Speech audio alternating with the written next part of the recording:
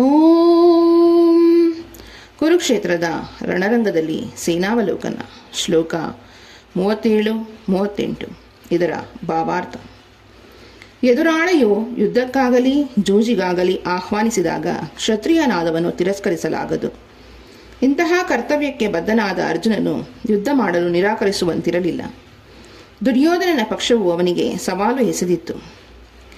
ಈ ಸನ್ನಿವೇಶದಲ್ಲಿ ಎದುರು ಪಕ್ಷವು ಇಂತಹ ಸವಾಲಿನ ಪರಿಣಾಮಕ್ಕೆ ಕುರುಡಾಗಿರಬಹುದು ಎನ್ನುವುದನ್ನು ಅರ್ಜುನನು ಪರಿಗಣಿಸಿದ. ಅವನು ಇದರ ದುಷ್ಪರಿಣಾಮಗಳನ್ನು ಕಾಣಬಲ್ಲವನಾಗಿದ್ದ.